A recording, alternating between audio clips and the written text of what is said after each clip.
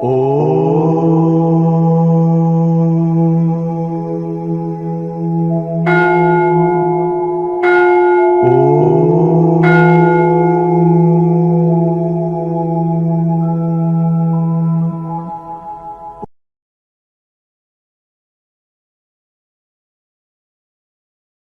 సందేహాలు ఉంటే అట్లా నోట్ బుక్ లో రాయండి, ప్రశ్న జవాబులు ఉంటాయి. క్రియాయోగం సంబంధించి ఇప్పుడు సాధన చేస్తుంటే మీకు వచ్చే డౌట్లు అడగండి. తర్వాత కూడా మీరు ఇంటి దగ్గర కూడా కేఎంసీ ఛానల్ ని సబ్స్క్రైబ్ చేసుకొని ప్లేలిస్ట్ ఉంటుంది. వీడియో నడుస్తుంటే కింద లోగో వస్తుంది, ఆ లోగో వస్తే హోమ్ పేజీలోకి వెళ్తాం. హోమ్ పేజీలోకి వెళ్తే ప్లేలిస్ట్ అని ఉంటుంది. అందులో ఆ ప్లేలిస్ట్ లోకి వెళ్తే మనకు క్రియాయోగ క్వశ్చన్స్ ఆన్సర్స్ అనేవి ఉంటాయి. అందులో చూసి మీరు రెగ్యులర్ గా ప్రాక్టీస్ చేస్తున్నారు. మన ఏమైనా డౌట్లు వస్తే వేల ప్రశ్నలకు జవాబులు ఉంటాయి. మీరు సాధన చేసుకుంటే వచ్చే అన్ని ప్రశ్నలకు A to Z ప్రశ్నలకు అన్ని వేల ప్రశ్నలకు జవాబులు ఉంటాయి. అందులో కనీసము ఒక 110 వీడియోలు రాకుంటాయి అందులో. అట్లా పౌర్ణమి ప్రోగ్రామ్స్ వీడియోస్ అన్ని ఉంటాయి. అందులో కూడా మీ ఇక్కడ ప్రశ్న జవాబులకు ఉంటాయి. అలాగే స్పిరిచువల్ క్వశ్చన్స్ ఆన్సర్స్ అనేది అంటే జనరల్ గా మనకు ఆధ్యాత్మికంలో వచ్చే సందేహాలు ఉంటాయి, ఇంకా ధ్యానంలో వచ్చే సందేహాలు ఇంట్లో ఉంటాయి. అట్లా అప్పుడు మీరు ఫ్రీ టైంలో అవి చూసుకుంటే మీకు అన్ని సందేహాలు దొరుకుతాయి.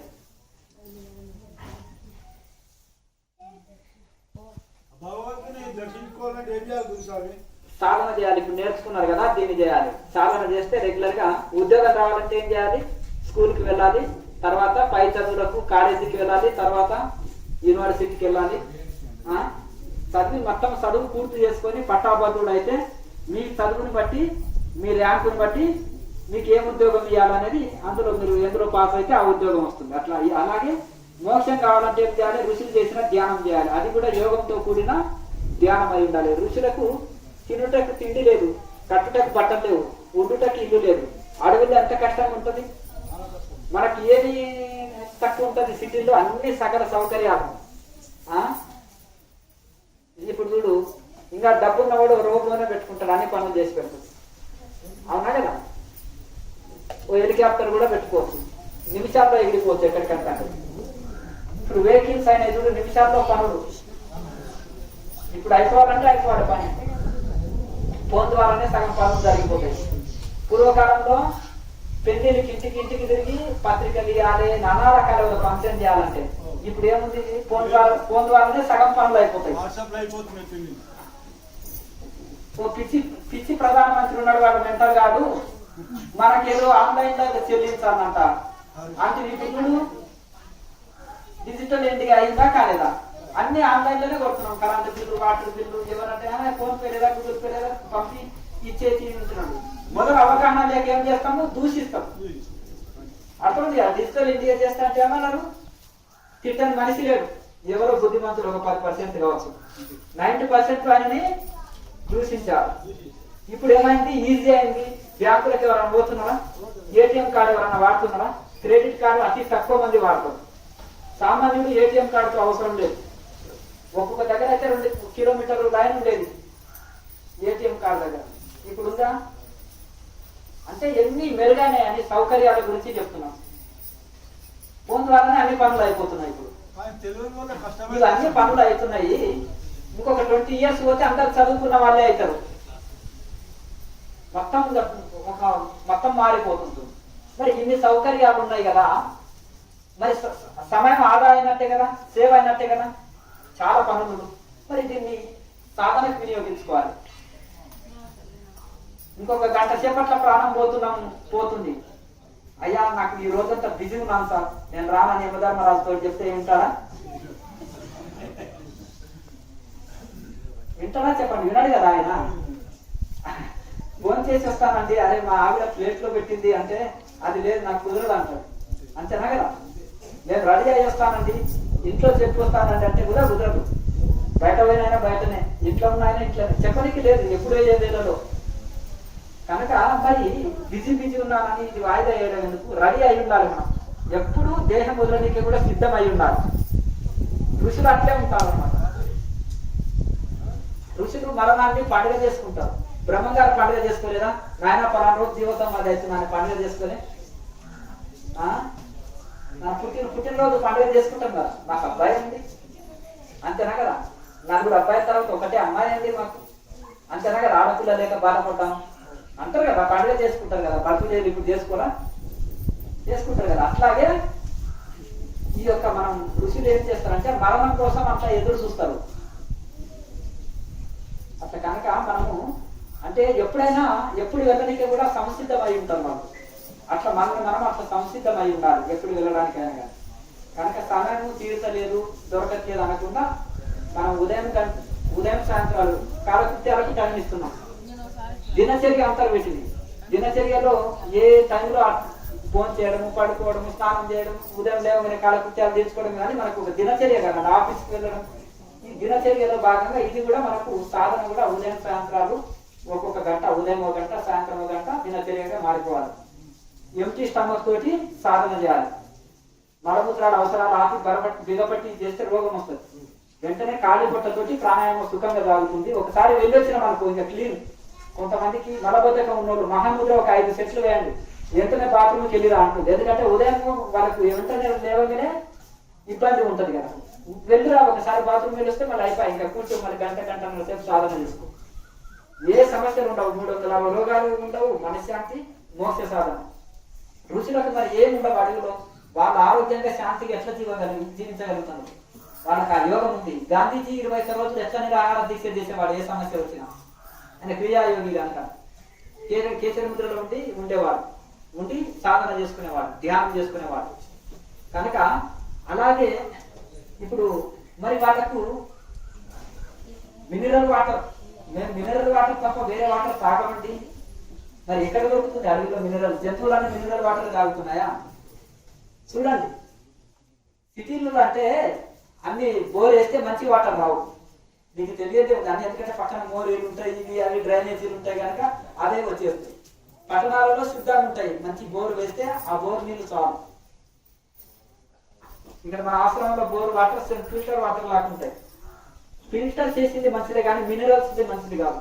ఫిల్టర్ చేసుకోండి, 10 సార్లు ఫిల్టర్ చేసుకోండి వాటర్, కానీ మినరల్ వాటర్ మంచిది కాదు. కెమికల్ కలుస్తారు అసలు. ఫిల్టర్ది మంచిది కానీ మినరల్స్ మంచిది కాదు. ఫిల్టర్ అయినాక మళ్ళీ మినరల్స్ కలుపుతాం, అది కలుపు.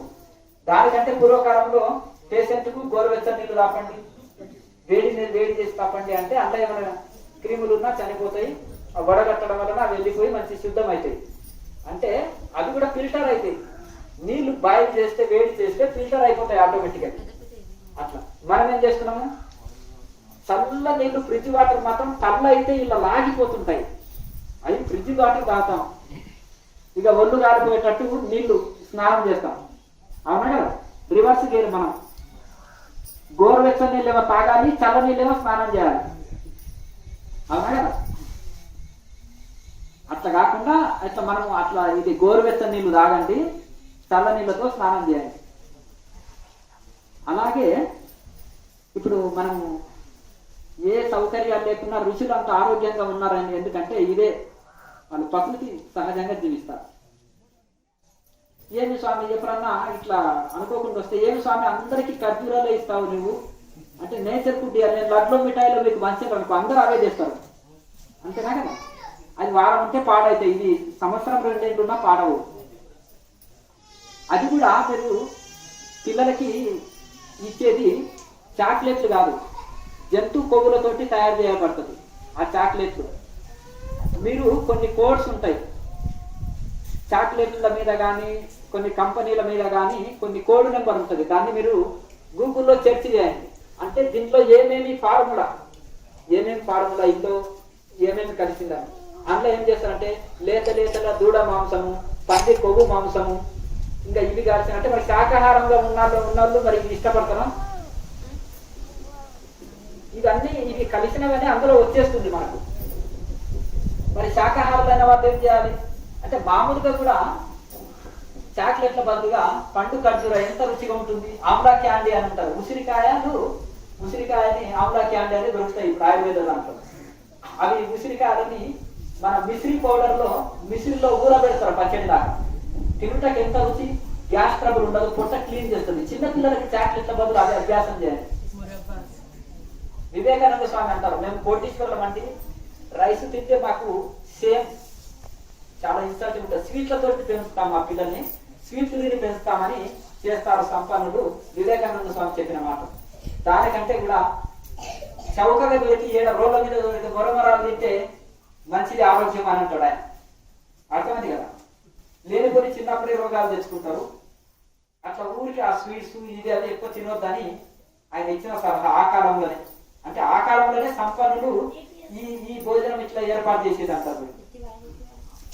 కనుక మనకు ఏది తింటే ఆరోగ్యం ఇస్తుంది, ఏది తింటే మనకు శాంతి ఉంటుంది, తినేటప్పుడు సుఖంగా ఉండాలి, తిన్న తర్వాత సుఖంగా ఉండాలి. ఇది సాత్విక భోజనం అంటారు. రజోగుణ భోజనం ఎట్లుంటుంది, తినేటప్పుడు నాలుక రుచినా తర్వాత పొట్ట 3 రోజులు పాడవుతుంది. తామసిక భోజనం ఏంటిదంటే ఇంకా అది రోగాలకు మాయం చేస్తుంది.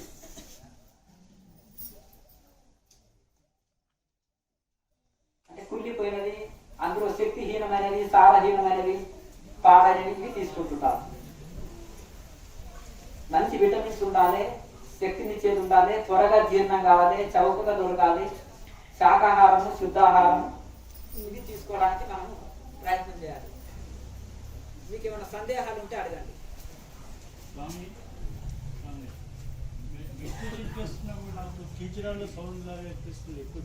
ఎంతకాలం నుంచి చేస్తున్నారు? అంటే చాలా కాలం అయింది. మీరు ధ్యానం ఎంతకాలం నుంచి చేస్తున్నారు? 10 సంవత్సరాల నుంచి స్టార్ట్ చేశాను. ఇక్కడ ఏ సంస్థ ప్రకారం చేస్తున్నారు? సోహం చేస్తున్నాను. ప్రాణాయామ చేస్తారా?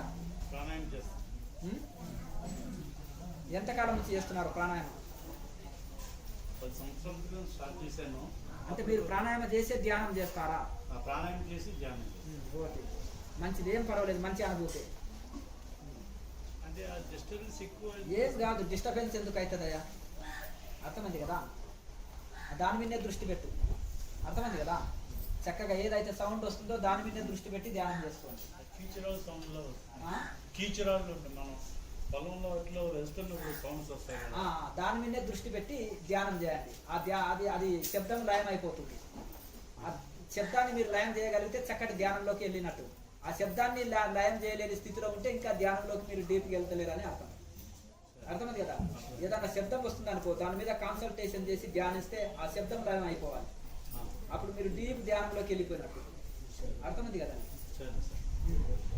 చిన్న గడ్డి పోసని ఏనుగు తెంపేస్తుంది, కానీ పెద్ద 100,000 గడ్డి పోసని తాడు వేని కట్టేస్తే ఏనుగుని కూడా బంధిస్తుంది. అర్థమైంది కదా. చిన్న చిన్న డిస్టర్బెన్స్, చిన్న చిన్న సౌండ్స్, చిన్న చిన్నవి మనకు ధ్యానంలో వెళ్ళకుండా చాలా ఇబ్బంది పెట్టేటివి. అప్పుడు పెద్ద 10 మైకులు చెవుల కాడ పెట్టినా యోగి నేను చేయలేదు. అప్పుడు కొత్తగా డిస్టర్బ్ అవుతాడు, ఏడుస్తాడు, ఎందుకు జాత పోయి అడుగులో కూర్చుంటే బాగుంది సౌండ్స్ అన్నీ అనిపిస్తుంది. తర్వాత ఆ చివర సెక్స్ రోడ్ ఏదన్నా ఉంటే చూడండి, నేను ధ్యానం చేసి చూపిస్తా అంటారు యోగి. అర్థమైంది కదా. భయం అయిపోతుంది. ఏది పట్టుకున్నా ఏది పని చేయవు, ఏ పార్ట్స్ పని చేయవు, ఏమో చచ్చిపోయిందా ఏమి అని అనుకుంటాం. అర్థమైంది కదా. హిమాలయంలో ఒక పిచ్చివాడి లాగా కనిపించే సాధువుని మీరు ఆ చార్మినార్ చివరస్తోనో ఎక్స్ రోడ్లోనో హైదరాబాద్లో ఇంకేదన్నా మంచిగా ఉంటుంది కదా, బిజీ ఉండే ఎక్స్ రోడ్లో కూర్చోబెడితే ఆయన చక్కగా ఏ శరీరంలో ఏ పార్ట్ పని చేయదు. అర్థమైంది కదా. ఎప్పుడే ధ్యానంలో సమాధిలోకి వెళ్ళిపోతాడు. కొత్తలా మనకి ఇబ్బంది కలిగిస్తాయని. అర్థమైంది కదా. నాట్యం ఆడేటోళ్ళు ఆ గోడ మీద కూడా చేస్తారు. అర్థమైంది కదా. గోడ మీద కూడా నాట్యం అంటే అంత ప్రాక్టీస్ చేశారని అర్థం. మనం కింద కూడా తప్పిపోయి కాలు స్లిప్ అయి కింద పడతాం నాట్యం రాని వాళ్ళు. అంతే కదండి. కనుక అంటే ఏ పనిలో బాగా ఇది చేస్తే అందులో మనకు ప్రావీణ్యత వస్తుంది. కొంతమంది యూత్ తెలుసు కదా, బైక్ నడిపిస్తారు. అందరు రోడ్డు మీద నడిపిస్తే వాళ్ళు గోడ మీద కూడా నడిపిస్తారు. అవునా? మరి ప్రాక్టీస్. కొంతమంది గ్లోబ్లో కూడా బైకులు అసలు యాక్సిడెంట్ అవుతాయా చూడండి, ఎంత స్పీడ్గా నడిపిస్తారు సర్కస్లో. ఏనుగు సైకిల్ దొక్కుతుంది. అలాగే ఇలా చూడు, కొంతమంది బైక్ పోతుంటే ఆసనాలు వేస్తుంటారు. అంటే ప్రతి కదలికో వాళ్ళకి అది ప్రతి మూమెంట్ వాళ్ళకి మైండ్లో ఫీడ్ చేసుకుంటారు. అది ఆసనాలు వేస్తారా బైక్ మీద పోతుంటే? వేస్తారు కదా. ఎట్లా సాధ్యమైంది అది? అభ్యాసం. అంటే అంత తీవ్రంగా అభ్యాసం. అది వాళ్ళకి ఇష్టమైంది. మొదలు పని రావాలి, వచ్చిన తర్వాత అందులో విన్యాసాలు అంటారు. విన్యాసాలు, ప్రయోగాలు అనేది తర్వాత, అందులో పర్ఫెక్ట్ అయిన తర్వాత ప్రయోగాలు. కనుక అందుకనే లాయర్ మాసే చెప్తారు, ఎన్ని పనులు చేస్తున్నా మీరు కూటస్థ దృష్టి కలిగి ఉండండి. అక్కడ మనో దృష్టి నిలుపుకోవడమే పుణ్యం, అక్కడ మనసు నిలుపకపోవడమే పాపం అంటారు. అక్కడ మనసు నిలకపోతే చంచలం ఉంటుంది. మనసు నానా రకాల కార్యాలు జరుగుతాయి మనతోటి. అక్కడ మనసు నిశ్చలమైనప్పుడు ఏది చేసినా పవిత్ర కార్యమే అవుతుంది. అది అయితే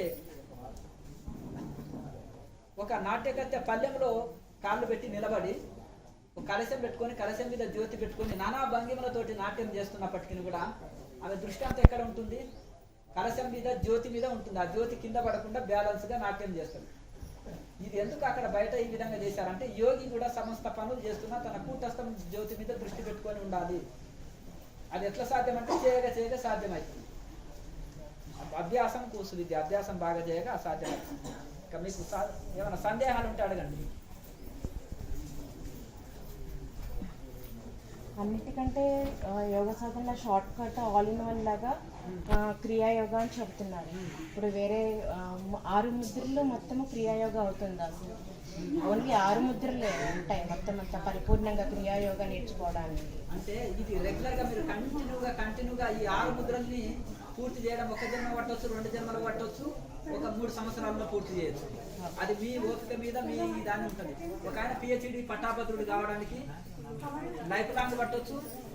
దాని ప్రాసెస్ ఉంటుంది కదా. 10 years లో పూర్తి అవుతుంది. 20 ఏళ్ళు కూడా చదవచ్చు, అంతే కదా. కనుక దీంట్లో తర్వాత ఒక్కొక్క ముద్రనే ఉంటుంది. దీనికి ఎక్స్ట్రా యాడ్ చేసుకుంటూ పోతారు, అంతే. ఎక్స్ట్రా యాడ్ చేసుకుంటూ పోతారు, అంతేగాని ఇవి తప్పకుండా 6 చేయవలసిందే. మరి 6టికే గంట టైం ఇస్తారేమో, దానికి తర్వాత 3 గంటలు, 6 గంటలు, 9 గంటల వరకు టైం ఇవ్వవలసి వస్తుంది, అంతేనా. అంటే ఈ 6 ముద్రలనే సమస్త ఫలితం ఉంది అని లాయర్ మాసయ్య అని చెప్తారు. మీరు ఏదైతే ఉంటుందో ఈ 6 ముద్రలనే క్రియాపరావస్థ ఇస్తే శక్తి ఉంది. క్రియాపరావస్థ, క్రియా మనం శ్వాసక్రియ, ఈ శ్వాస లేని స్థితిని క్రియాపరావస్థ అంటారు లాయర్ మాసయ్య. క్రియాపరావస్థ అంటే ఈ యొక్క క్రియా నిష్క్రియ స్థితి, ఈ శ్వాసని నిశ్చలమైన స్థితి అన్నమాట. దాన్నే రకరకాల పేర్లతో చెప్పబడుతుంది. అది అప్పుడు శ్వాస ఎప్పుడైతే నిలిచిపోయిందో అప్పుడు సమాధి స్థితి కలుగుతుంది. ఆ సమాధిని నిర్వికల్ప సమాధిని నిశ్చలంగా ఇది అందిస్తుంది. ఇది కరెక్ట్గా ఇది చేస్తే చాలు. ఒక్కొక్క రుచి జస్ట్ నార్మల్ ప్రాణాయామాన్ని చేసి ధ్యానం చేసి కూడా ఆ స్థితిని అందుకుంటారు. ఇప్పుడు మీరు రెగ్యులర్గా సింపుల్గా ఇంటి దగ్గర చేసుకోవాలనుకున్న వాళ్ళు కూడా ఈ రెగ్యులర్గా మనం చక్కర కూర్చొని ఏదైతే ప్రాణాయామం ఉందో ఇది ఒక 1 hour ఇటువంటి రెగ్యులర్గా ప్రాణాయామం చేసి తర్వాత మీరు జ్యోతి ముద్ర వేసి ధ్యానం చేస్తే వెంటనే మనోలయం జరుగుతుంది. కానీ ఈ యొక్క సీరియల్గా చేసుకుంటా పోతే ఇంకా క్రమ పద్ధతి. నాకు కొంచెం విపసన యోగ నిద్ర పరిచయం ఉన్నాయి. దానివల్ల వచ్చిన సైడ్ ఎఫెక్ట్స్ కూడా నాకు తెలుసు, అంటే పాజిటివ్ సైడ్ ఎఫెక్ట్స్.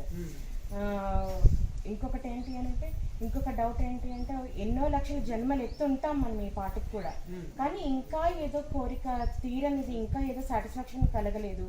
ఇది ఇంకా రిపీట్ అవుతూ ఎట్ ద ఎండ్ మళ్ళీ ఆ పరమాత్మని చేరుకోవడానికేనా, లేకపోతే డెడ్ ఎండ్ గోల్ ఏమై ఉంటుంది? ఇన్ని లక్షల జన్మలు తీసుకొని మళ్ళీ ఇంకా ఏదో సాటిస్ఫాక్షన్ మిస్ అవుతుంది, ఏదో తక్కువ అయింది లైఫ్లో, మళ్ళీ రీఇన్కార్నేషన్, ఇట్లా రోల్ ఆన్ అవుతూ డెడ్ ఎండ్ ఎక్కడికి వెళ్తాము? అదే ఇప్పుడు చూడండి, ఒక కుండ ఉంది, కుండకు ఒక ఓలు ఉంది. ఈయన ఏం చేస్తున్నాడు అంటే రోజంతా నీళ్లు పోస్తున్నాడు. ఏం చేస్తున్నాడు అంటే కుండ నింపుతున్నాను అయ్యగారు అన్నాడంట. అది జీతం ఉన్నాయన అంటే ఎందుకు నిండలేదా, నీకు 10 పనులు చెప్పినా ఒకటే పని సాయంత్రం వరకు చేస్తున్నామేంటంటే ఇది నిండుతలేదు అయ్యగారు అన్నాడంట. ఏమైంది జర చక్కగా కుండ రంధ్రం ఇట్లా పోయిందేమో. ఎంత తెలివి తప్పినోడికి కూడా ఐడియా ఉంటుంది కుండ ఓనుకే నిండుతలేదని, అంతేనా కదా. 10 బిందెలు పోస్తే నిండే కుండ అది. అక్కడే ట్యాప్ ఉంది, తీసుకొచ్చి పోస్తున్నావు. మరి అంటే ఇక పోస్తూనే ఉన్నాడు, అంటే కుండ నింపే పనిలో ఉన్నాడు కానీ ఓను పూసే పనిలో లేడు. మనము ఈ మనసు కళ్ళని, చెవులని, నాలుకని, ఇంద్రియాలని సుఖపెట్టే బిజీగా ఉన్నాం. బిజీ ఏంటంటే బిజీ ఎందుకున్నామంటే దీంట్లోనే ఉన్నాం, కానీ ఆ కుండకు రంధ్రం ఉంది అని తెలుస్తలేదు. అయితే ఈ ఎప్పుడైతే ఇంద్రియాలకు అగ్నిలో కట్టెలు వేసే కొద్దీ మండుతూనే ఉంటుంది. ఇంద్రియాలను తృప్తి పెట్ట చూస్తే అది ఎన్నటికీ తృప్తి కాదు. ఒక ఆయన పోత ఏదో కొనుక్కుంటున్నాడంట. వాళ్ళ ఫ్రెండ్ ఉండి ఏమయ్యా కొనుక్కుంటున్నావు అంటే అక్కడ చాలా కరువులో ఉన్నా, 1 kg బంగారం దొరికితే నా అప్పులు తీరిపోతుండే, నా కష్టాలు తీరిపోతుండే, నేను చాలా హ్యాపీగా సెటిల్ అయిపోతుంటే అన్నాడు. వామో ఇప్పుడు 60,000 50,000 ఉంది, కేజీ బంగారం అంటే ఈయన అమ్మ బాగానే కోరుకుంటున్నాడు అని అనుకున్నాడు. అంటే దేనికోసం అన్నారట, అది అమ్మితే బోలేడని డబ్బులు వస్తాయన్నాడు. మరి ఆ డబ్బులు కోరుకోవచ్చు కదా భగవంతుని. ఎవరిని కోరుతున్నావు అంటే భగవంతుని కోరుతున్నా. ఓహో, మరి అదేదో డబ్బులే డైరెక్ట్ కోరుకోవచ్చు కదా. మళ్ళీ బంగారం దొరికి మళ్ళీ ఎవరన్నా పట్టుకొని నిన్ను ఎక్కడ తోమి తీసినవని నానా సమస్యలు ఎందుకు, అది డైరెక్ట్ డబ్బులే భగవంతుని కోరుకోరాదా అన్నాడు. మళ్ళీ లోపల గునుక్కుంటున్నాడు, అదే లోపల మళ్ళీ కోరుకుంటున్నాడు. ఏంటిది, ఏమయ్యా ఏం కోరుతున్నావు అంటే డబ్బులు కోరుతున్నా భగవంతుని. ఎందుకంటే 100 కోట్లు కోరుతున్నాలే అన్నాడు. అంటే మరి దేనికోసం అంటే డబ్బులు ఉంటే మనకు అంటే 100 కోట్లు అంటే ఎవరిని కోరుతున్నాం అంటే భగవంతుని కోరుతున్నాం. అదేదో 1,00,000 కోట్లు కోరితే మళ్ళీ మళ్ళీ అడిగేది లేదు కదా, భగవంతునే కదా ఎట్లాగో కోరుకునేది అని అంటే మళ్ళీ లోపల గుండుకుంటున్నాడు, ఈయన కోరుకుంటున్నాడు 1,00,000 కోట్లు ఈ భగవంతుడా అని. ఏమయ్యా ఏం చేసుకున్నామంటే 1,00,000 కోట్లు కోరుతున్నాను భగవంతుణ్ణి అన్నట్టు. ఎవరిని అంటే భగవంతునే కోరుతున్నాను అన్నాడు. దేనికోసం కోరుతున్నా అంటే కారు బిల్డింగులు తీసుకోవాలి మంచిగా హాయిగా అంటే పిచ్చివాడ అవే కోరుకోవచ్చు కదా భగవంతుణ్ణి అని అన్నాడంట. అన్న తర్వాత మళ్ళీ కొనుక్కుంటున్నాడు. ఏమయ్యా అంటే కారు బిల్డింగులు కోరుకుంటున్నాను అంటే ఎవరిని అంటే భగవంతుణ్ణి. దేనికోసం కోరుకుంటున్నావు అది కారు బిల్డింగులు అంటే నా ఆనందం కోసం అండి అన్నాడు. పిచ్చివాడ అదే కోరుకోవచ్చు కదా భగవంతుని, అదే కోరుకోవచ్చు కదా. మళ్ళీ దానితోటి వస్తుందంటే మహాసంపన్నులు ఉన్నారు, 100 వెహికల్స్ ఉన్నాయి, హెలికాప్టర్లు కూడా ఉన్నాయి, ఒక్కొక్క ఆయనకి 10 హెలికాప్టర్లు. ఇక కార్ లాగా యూజ్ అయితే అది పైన ఎగిరిపోతుంది లేవా ఇప్పుడు 2 in 1 యూజ్ అంతేనా కదా. కార్ లాగా పని చేస్తుంది, రోడ్ వస్తే కార్ లాగా పోతుంది, రోడ్డు లేకపోతే పైన ఎగురుతుంది. మరి ఇంకా అన్నీ వస్తున్నాయి. అటువంటివి ఉన్నప్పటికీ కూడా మనిషి శాంతిది. ఎందుకు వెళ్తున్నావా అంటే మనిషి శాంతికి వెళ్తున్నానయ్యా అంటున్నాడు.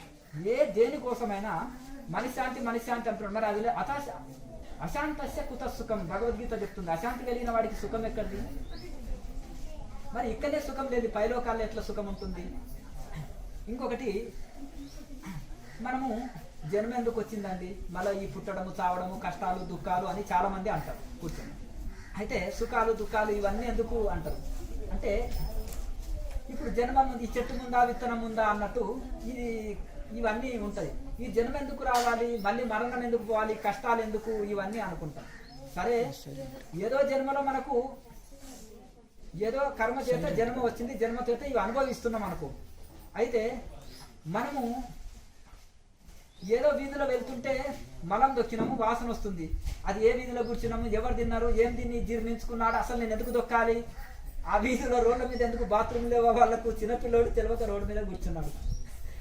అది అన్ని విచారణ చేసే బదులు మనం చక్కగా ట్యాప్ దగ్గరికి వెళ్ళి కడుక్కునే ప్రయత్నంలో ఉంటాం. ఇది ఎందుకు వచ్చినది కష్టాలు ఇవన్నీ ఇవి ప్లాన్లు వేసుకుంటాం. లేకపోతే ఏదైనా పూజార్థానికి పోయి శాంతులు చేయించుకుందామా, లేకపోతే యాత్ర పోదామా, ఆ నదిలో మునుగుదామా, ఇదే చూస్తాం తప్ప అవన్నీ కొంచెం ఇది. కానీ మనం కాళ్ళు గడిగే పనిలో మాత్రం ఉండం. తెలివైన వాళ్ళు వెంటనే కాళ్ళు గడిగేసుకుంటారు. అట్లాగే ఈ జన్మ ఎట్లనో వచ్చింది, ఆ కర్మ చేసే వలన దుఃఖాలు అనుభవిస్తున్నాము. అవి దేవతలకు తప్పినాయా, రాముడు కృష్ణుడు అవతారాలు తప్పలేదు, ఋషులకు తప్పినాయా, ఇంకా గొప్ప ఈ కాలంలో ఉండే గొప్ప ఋషులను యోగులను చూస్తున్నాం. వాళ్ళంతా కూడా కాకపోతే వాళ్ళ మనోబలం ఆత్మబలం పెరిగి వాళ్ళు దేహ స్థాయిలో ఉండరు. మనం దేహ స్థాయిలో ఉండం కాబట్టి నేనే దేహం అని దుఃఖిస్తున్నాం. ఈ దేహానికి వచ్చిన ఈ సమస్యలని నావే అని దుఃఖిస్తున్నాం. కానీ వాళ్ళు ఆత్మస్థాయిలో ఉంటారు కాబట్టి కడుపులో నొప్పి మత్తు ఇంజెక్షన్ ఇచ్చిన వాడికి కడుపులో నొప్పి తెలుస్తుందా? తెలియదు. దీపం సూర్యుడి ముందర దీపం ప్రభావం కనిపించదు. అంటే దీపం ప్రభావము మనకు ప్రభావం కనిపించదు. కనుక అలాగే గొప్ప ఋషులకు ఆత్మజ్ఞానులకు కూడా ఆత్మజ్ఞానంలో ఈ దుఃఖాలు తెలియదు వాళ్ళకు. అందరికీ ఉంటాయి సమస్యలు. లారీ మాసేకి ఫ్యామిలీ లేదా, 4 పిల్లలు, చిన్న 5 రూపాయల నౌకరీ, రెంట్ రూము, ఇవన్నీ లేవా? ఇంకా గొప్ప వాళ్ళకి లేవా? వివేకానంద స్వామి దగ్గర తండ్రి చచ్చిపోయిండు, 4 కుటుంబంలో ఉన్నారు, వాళ్ళకి భోజనం పెట్టాలి, పెద్దవాడు ఇంటికి పెద్దవాడై పుట్టాడు. తల్లిని చూస్తే ఏడుపు వస్తుంది, పరమ భక్తురాలు తల్లి, చెల్లెళ్ళు తమ్ముళ్ళు ఉన్నారు. ఇది ఉద్యోగం చేసి కుటుంబాన్ని పోషించాలి, బాధ్యత ఉంది. చెప్పులు అడగ తిరిగితే ఉద్యోగం దొరుకుతలేదు. మరి పరిస్థితి కష్టాలు ఎవరికి ఉండవండి. దాన్ని అధిగమించడానికి ధ్యానం వలన ఆత్మజ్ఞానంతో అదన్నిటినీ అధిగమించాలి. ఏ ఋషికి కష్టాలు లేని ఋషి చెప్పండి, ఇంకా వాళ్ళకే ఎక్కువ ఉంటాయి. సామాన్యుడు ఎలా భరిస్తాడు వాళ్ళ కష్టం? ఎలా తట్టుకుంటున్నావయ్యా, నీకు అసలు దుఃఖం రాదా ఇంత బాధల్లో ఉండి అని కొంతమందిని అంటారు. కొద్ది ఆధ్యాత్మికంలో ఉన్నవాళ్ళు అవి దాన్ని పెద్దగా పట్టించుకోరు. వాళ్ళ కర్తవ్య పనిని వదిలిపెట్టరు, కర్తవ్యం వదిలిపెట్టకుండా చేస్తూ పోతుంటారు.